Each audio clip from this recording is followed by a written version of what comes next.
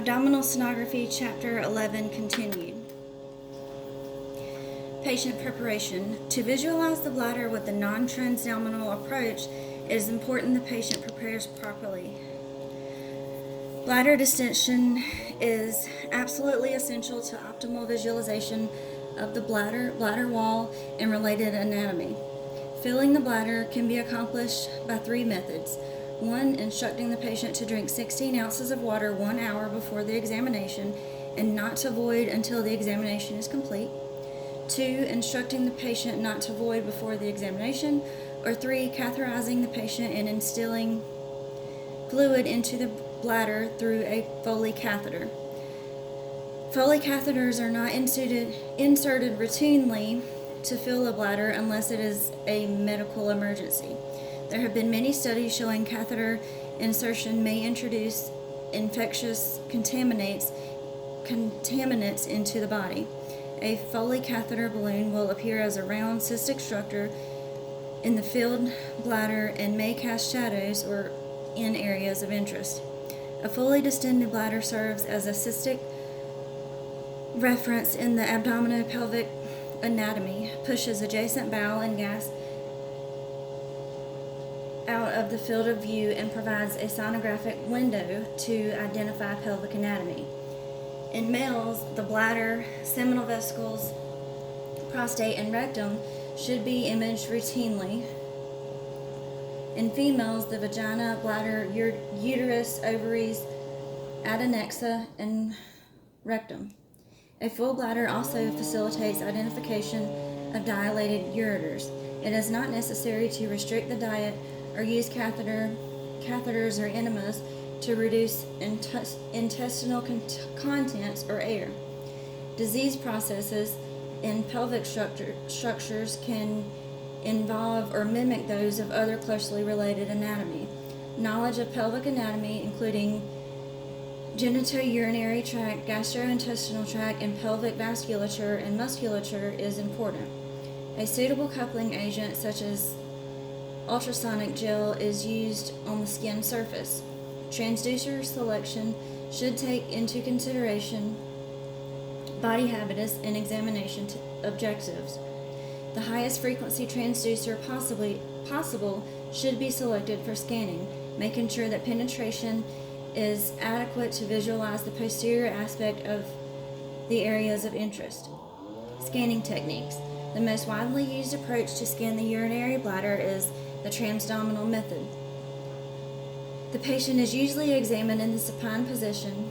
Sometimes it is necessary to position the patient obliquely or to roll the patient into a lateral decubitus position to better demonstrate bladder wall abnormalities. The movement of debris or stones to the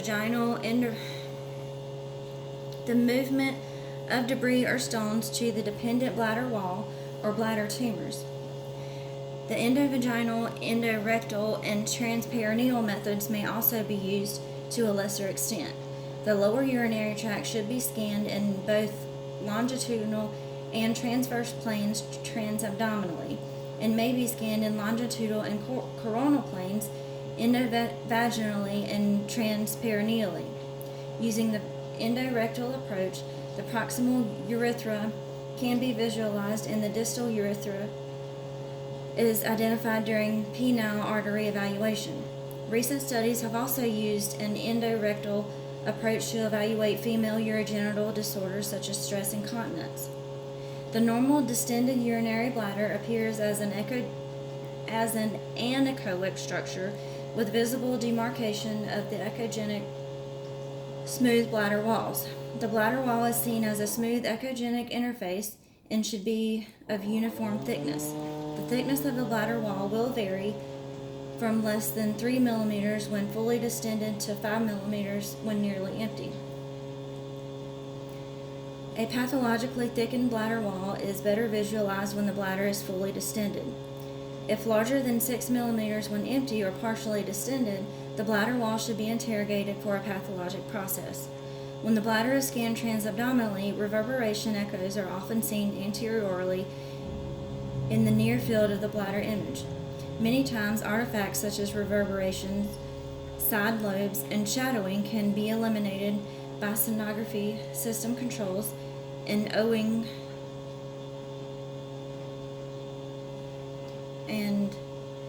or altering the transducer position to change the angle of the transmitted sound wave to avoid refraction from abdominal musculature. Equipment manufacturers have added harmonics, speckle reduction, spatial compounding, and other computerized techniques to aid in the elimination of artifact echoes. Although the normal ureters and urethra are not routinely visualized on transabdominal sonography, their location should be examined because they can be identified in some anomalies, diseases, and pathologic processes. The sonographer should identify the predictable contours of the urine-filled bladder and the smooth echogenic bladder wall. If the patient has never had bladder or pelvic surgery, any deviation from the normal bladder shape, especially asymmetry, should be considered abnormal, and a thorough investigation should be performed on the site of distortion to rule out a mass. On transverse sections, the bladder should appear symmetric. Superiorly, the bladder appears rounded, but in scanning more inferiorly, it appears square owing to the parallel walls of the acetabulum. On longitudinal sections, the bladder appears almost triangular, with the base of the triangle parallel with the anterior abdominal wall. With both longitudinal and transverse scans, the lateral walls appear straight or slightly indented by prominent iliopsoas muscles. As different pelvic structures are encountered, it may be necessary to angle the transducer, caudate and cephalid, and medial to lateral. The symphysis pubis acts as a point of reference on the body surface, where the transducer can be rocked superiorly and inferiorly on longitudinal scans to better view the superior and inferior aspects of the bladder. Transverse imaging must include tilting or cross-plane imaging by angling the transducer from side to side while continuing to use the fluid in the bladder as a window. This produces a sharper image of the bladder wall and gives a complete sweep to interrogate the entire bladder. Longitudinal and transverse images are more easily interpreted if they are in a sequential order, right to left in the longitudinal plane, with the midline image identified and inferior to superior in the transverse plane. Correct labeling must appear on all sonographic images indicating the location of the scan, patient position, and scanning plane. Frequently, it is possible to visualize the prostate and seminal vesicles in males using the transabdominal approach. When the transducer is angled caudate under the symphysis pubis, the prostate is seen posterior to the bladder. On a longitudinal scan, the prostate appears as a heterogeneous structure at the most inferior aspect of the bladder. On a transverse image, it appears rounded. Although newer transducers with better penetration and resolution enable sonographers to identify the prostate transabdominally in the adult male, the best way to visualize the prostate is via the endorectal approach. The seminal vesicles are seen as two small oval hypoechoic structures posterior to the bladder and superior to the prostate. In patients who are catheterized, the catheter has an anechoic appearance with an echogenic margin in center. If air was used to secure the catheter's position, it may cause a shadow artifact. Sonographically, the symmetry of the catheter is identifiable as an echogenic, incomplete circular structure in a urine-filled bladder. Routine bursts of echoes, the ureteral jet phenomenon, are seen entering the bladder from the region of the trigone. At intervals of 5 to 20 seconds, a jet of low-intensity echoes, which lasts a few seconds, starts at the area of the ureteral orifices and flows toward the center of the bladder. Ureteral jets can occur simultaneously, but more commonly they are separated. Jets can be individually identified on longitudinal images but both may be seen simultaneously on a transverse image. Such jets extend up 3 centimeters and broaden. After a few seconds, the low intensity echoes become distributed in the bladder and lose intensity until they can no longer be distinguished. Color Doppler is more sensitive and aids in demonstrating urethral jets. Although evaluation of ureteral jets with color Doppler is unable to predict reflux, the analysis of ureteral jets with color Doppler has been used successfully to determine the degree of ureteral destruction with unilateral ureteral calculi, with either no detectable ureteral jets or continuous low-level jets on the symptomatic side. In the case of bladder diverticulum, there is evidence of reverse flow of urine through the communication between the diverticulum and bladder when slight pressure is applied to the lower abdomen. If either of the ureters is dilated, the dilated ureter can be visualized as a round anechoic structure posterior to the bladder in the transverse plane. In the longitudinal plane, the dilated ureter can be visualized as a long linear structure, usually posterior and to the right or left of the midline. Bladder volume can be calculated using the formula for an ellipsoid: transverse times anteposterior times the length times 0.52. The scanning equipment usually has computerized techniques to calculate volumes. The systems will calculate bladder volume once the 3 measurements have been entered. Bladder capacity should be noted. The capacity decreases in association with large pelvic masses. In urinary and pelvic inflammatory disease, prostatic hypertrophy in patients receiving radiation therapy, in advanced stages of tumor infiltration, and after recent surgery. Frequently, a post-void residual volume calculation is also indicated. To document the presence of residual urine and calculate its volume, the patient should be asked to empty the bladder.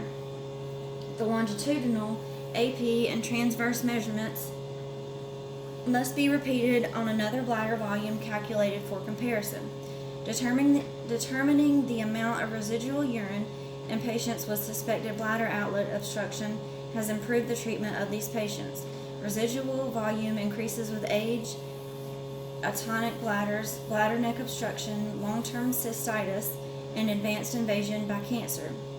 Be sure to recheck related pelvic anatomy on post-void images. What might have appeared as a bladder might not change size post-void, indicating an obstruction or a cystic pelvic tumor not necessarily related to the urinary system. 3-dimensional and 4-dimensional sonography has offered a whole new dimension to sonographic imaging.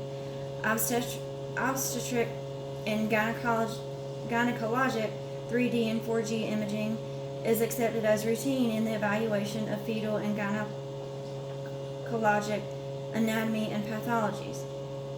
In recent years, the benefits of 3D and 4D imaging of the lower urinary tract have been studied. The 3D sonography has some advantages over 2-dimensional imaging. An entire volume of data is stored, allowing for manipulation of the data set after the patient has left the examination room and reconstruction of images in all 3 scan planes. A rendered image of the anterior bladder wall can provide a virtual sonographic cystoscopy examination. 3D bladder volume measurements can be obtained using a 3D technique called virtual organ computer-aided analysis, which also creates a 3D model of the organ. Endoluminal sonography is another imaging technique being investigated and is improving with revolutionary transducer technology. Initial studies using endoluminal sonography is limited by the high-frequency transducer, which allows penetration of only a few centimeters.